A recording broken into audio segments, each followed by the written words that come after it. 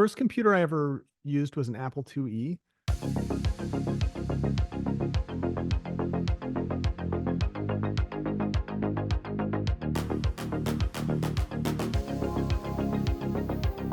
That my parents got for me when I was a kid.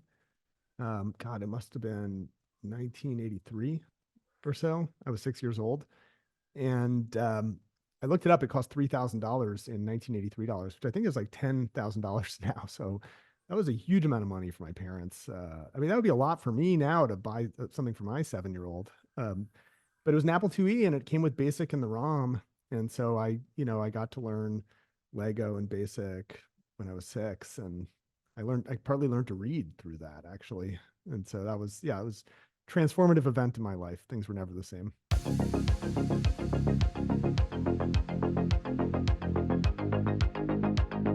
BASIC, Apple BASIC. So the first programming environment app piece of software that just really captured my imagination was Apple BASIC. And back then you'd get magazines that had source code for like little games and you type them in meticulously line by line. And it took me like 6 months to figure out how to save those to disk. And so when I rebooted the computer, I would lose them and have to retype them. But look, I was 6 years old. So, but that was amazing. And you type some commands and the computer does the thing you want. And you're kind of like the god of the computer. As a 6-year-old or 7-year-old, you feel incredible. And that was just a magical feeling for me. And I knew it would be a part of my life forever, to be honest with you.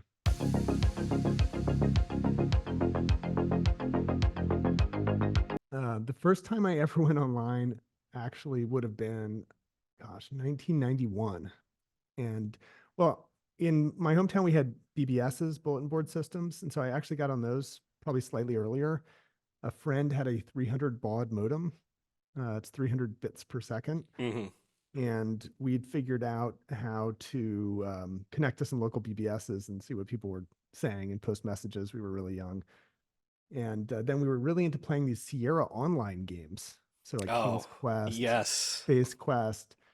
And my friend, we got stuck and Sierra had a BBS you could call on a 1-900 number and get tips on how to go through the game. And we did this at my friend's house. And apparently they charged quite a lot of money for that. He got in a lot of trouble with his parents for dialing a 1-900 Nat, I got to number. tell you something. I have that exact same story where there was a $200 phone bill because Police Quest 2, I believe it was, in 1988. We tried It to. might have been Police Quest 2. I mean, yeah, that was incredible. And then one day I got a war dialer and my family, we went to the beach for a week and I left my war dialer running. And what it would do is just like randomly dial every single phone number in our town. And then it would register which were the modems and which were, voice answers and which were busy signals and retry the busy signals. So you get a map after you run this for a week of every phone number in town and every modem that you can connect to. So you could use that to sort of discover BBSs. And I had found it visualized these as an image. And in that process, I found a bank of modems that were all in a row. And it turned out to be the local university's dial-up bank. And I logged into those and they had a default username and password. And so I was able to actually get on the internet. And so that was me on the internet, I think in 91 or 90, maybe 92. And that was a huge deal because I found IRC and Usenet and I got connected with programmers around the world and I sort of found my community for the first time. Mostly motivated to learn to program so I could write video games. And so I did. I made video games. My friends and I made games for each other when we were kids.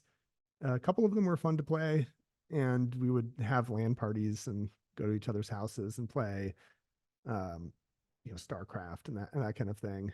And then I really got deeply into Doom when it came out. It was incredible. And then Quake afterwards when I was in college. Quake was responsible for a few bad grades, but I became so addicted. I just burned out those circuits, I think. And now I can't, I occasionally play Age of Empires with some friends. That's like a fun retro gaming experience for me. But I'm not a heavy gamer anymore. The world is like much too interesting for me these days. Oh my gosh. Well, let's see. The first cell phone that I ever used was one of those Motorola bag phones. This is like really wild. Um, but no one will remember this, but they used to have these phones that you could have a strap on your shoulder, and then the phone sat in a bag, and there was a big antenna sticking out of it, and it was like on a handset receiver. And yeah, so we got in some program in town to trial one of those for a weekend. So I walked around all weekend. This must have been the early 90s also, with a cell phone, and just like blew all my friends' minds. It wasn't mine though. And then later I got a Motorola StarTAC when I went to at Boston for college. Um, when I got to Boston, I like stepped out of the taxi at my dorm, and there was like hundreds of dollars, like four $100 bills lying on the sidewalk. And I went and like reported it, and no one ever claimed it. And so they just let me keep it. And so I was like, oh, I'm going to go buy a cell phone. And so I bought a Motorola StarTAC. That's And crazy. yeah, it was like a really strange story. It was my introduction to Boston. And so I've had a cell phone for a long time. And I've had probably every cell phone in between. Well, I guess my first official job was I was a paper boy when I was 10 years old, 10 and 11, and maybe a little bit of 12 in my town. And that was actually really hard work. I would deliver the afternoon paper Monday through Friday, and then Sunday I would deliver the Sunday paper. And the Sunday paper was very heavy, and I would have to do multiple trips. So they would basically drop off a huge stack of papers at our house, and then I would get on my bike or I would walk and deliver it to all the neighbors for quite a large radius around the house, actually. And I was also responsible for collecting the subscriptions. And so I would actually, the way it worked is I would buy the papers from the newspaper, and then I would sell the subscriptions to the subscribers. And then I would have to sort of communicate with the paper who bought and so forth. But I discovered after about a year of this that I could just increase the prices for the subscribers and keep the difference myself. And so, I think I've heard other people do that. I think is I've that heard right? that story from other folks. Yeah. Yeah, I didn't. It was like a discovery. It was a huge discovery when I figured this out. I didn't increase them very much. I think in retrospect, I would have. If Patio 11 had been whispering in my ear, I would have increased them more. But I increased them like 50 cents or something, and I got to pocket the difference. And then people would give you tips too. So when you're 11 years old and you have like $120 in ones, you're like, that's maybe as rich as I've ever felt.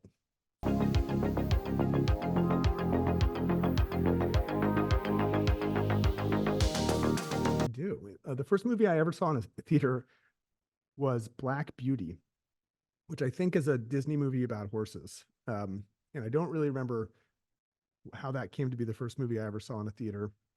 And the second movie I ever saw in a theater, my dad took me to Dead Men Don't Wear Plaid. I think he just wanted to see it. I don't know. I The haven't the seen it the Steve since. Martin movie, right? Steve Martin. Yeah, he Yeah. liked Steve Martin. And then the movie I really remember deeply first seeing was E.T.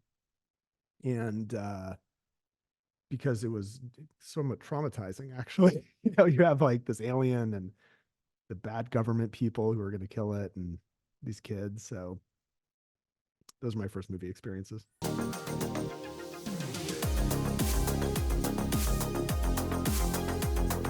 This is so strange, but it was I think it's Gilbert and Sullivan Man of La Mancha soundtrack, the Don Quixote story.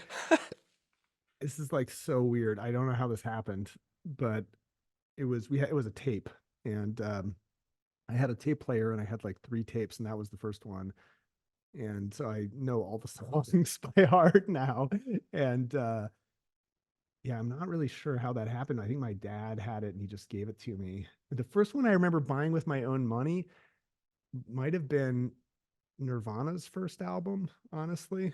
Nevermind, I guess. Is that what it was called? Yeah. Well, didn't they have the one before that that no one knew about until they became famous, In Bloom or something like that? Or Oh, In Bloom. yeah. Yeah, I think it was In Bloom. Yeah, I think that's right. Okay, so you were ahead of the curve. I believe Was that. I?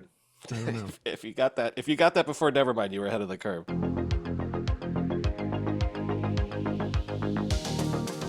When I was a kid, look, I come from Jewish roots. And so in learning like to manage your money and invest was like a very important topic at an early age. My grandfather gave me like $100 one Christmas and said, you should invest this in something that you believe in, a company that you believe in. And I must have been 10 years old. And so I bought Disney shares. And I might still have those shares actually. So this was a long time ago. I just liked Disney and I liked all their stuff. And so I actually think this is like a pretty good way to invest is just if you find yourself buying the product and you really like it, maybe you should buy the stock. And if I'd done that every time, it's like everyone makes the joke, if I spent as much on Apple stock as Apple products over the years, but I do think there's something to that. It's hard to argue with a great product that people love.